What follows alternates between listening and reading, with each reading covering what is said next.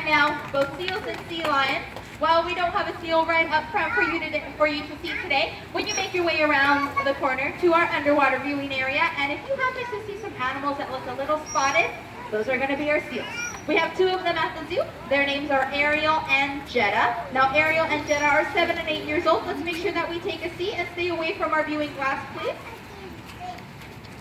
Now, the girls are 7 and 8 years old, were born in human care and moved with us when they were very, very young. And don't worry, they have made themselves quite at home. Now, you will notice that when you see our seals compared to our sea lions, well, they look a lot alike. And that's because they are part of the same animal group called pinnipeds. There's 3 members of this group. Number 1 is going to be our sea lions, like Little Sir up front and center today. The seals, like Ariel and Jetta, and the very last member of this group is going to be the walrus. Now, we don't have a walrus to show you at the zoo, but if you have heard of them before, you know that they look a lot like these guys and have large tusks at the very front of their face. Now, all 3 of these animals have a lot of things in common. Number 1 is going to be their blubber. Everybody here has a nice thick layer of fat right under their skin that helps keep them warm in some really cold waters. Now, the second thing that everybody has in common is that everybody here has whiskers at the end of their face. Those whiskers are called vibrissae, and they are so sensitive that they pick up ripples in the water, letting the animals know where things are located, so they can be used for navigation. So if you wondered how Wishbone, our blind sea lion, is able to swim with everyone else without bumping into anything, well, that's how. Because he's using his whiskers to be able to know where everything is found in the water so he can swim with the rest of his friends very easily. The last thing everybody here has is going to be flippers. All 3 of the pinnipeds are flippered animals, as well as, of course, our 2 friends that live here at Sea Lion Cove. Now, in the case of our friends, the Wishbone and Little Sir, they have big front flippers. Those big front flippers are used to propel themselves forward in the water. To navigate left and right, they use their back flippers instead.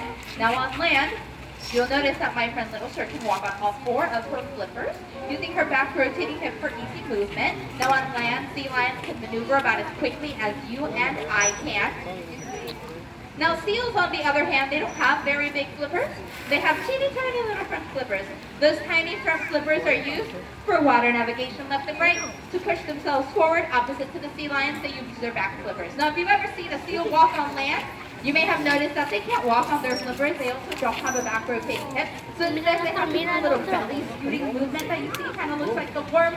That movement is also a lumping.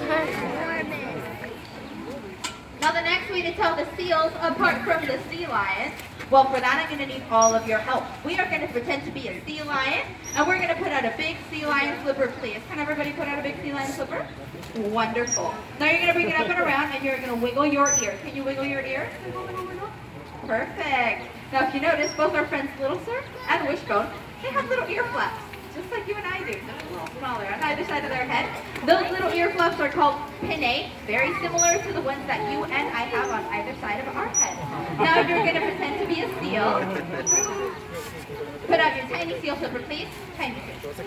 Perfect. Now all these tiny seal flippers, bring them up and around and wiggle your ear again. Can you wiggle your ear? No, you can't. Because you don't have one.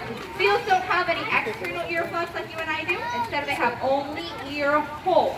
All their ear structures are completely on the inside. Just don't worry.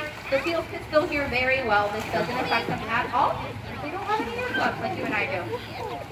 For the next way to tell everyone apart, it may be the most famous way to tell a seal apart from a sea lion, which is going to be their call. For sea lions, they're the ones who make that loud, roaring, barking sound. And it can be heard all up and down the coast of California and on Sea Lion Cove throughout the day, depending on their mood, of course. And then the seals, on the other hand, well, seals don't have a very loud noise. For a seal, their call sounds more like a sneeze or a grunt. So here at Sea Lion Cove, it's usually only the keepers who get to hear that sound. Now for the very last way to tell them apart, if I had a seal out today and they were to open their mouth and show you their teeth, well, you're going to notice that those chompers are very pearly white like yours and mine. Where my friends, our sea lions, when they open their mouth and show you their teeth, if you look very closely at those teeth, you're going to notice they're all black. Now don't worry, this is normal for sea lions, of course. Sea lions grow special bacteria inside of their mouth that coat their teeth and turns them black. And that special black coating works like built-in toothpaste. Now do you all brush your teeth? Raise your hands if you brush your teeth. Great. Now you see some hands not going up, but I'm not going to point out who you are. Now our friends here get to learn and practice how to brush their teeth every single day. Well, you might like a cinnamon flavored toothpaste or mint or even bubblegum flavored toothpaste. Everybody here likes fish flavored toothpaste. Yeah, for them. Now they also practice how to stand on a scale to check how much they weigh, how to hold still for a checkup, make sure that their bodies are nice and healthy, how to show a belly in case they needed an ultrasound, or even how to present a sliver in case it had any scratches that needed to be looked at. And all of those behaviors are called husbandry behaviors. Husbandry is just a fancy word that at the zoo means animal health care. You guys may have already guessed it. It's the zookeeper's job and the vet staff's job here at the zoo to make sure that everyone is in the best health possible. So the same way that you go to the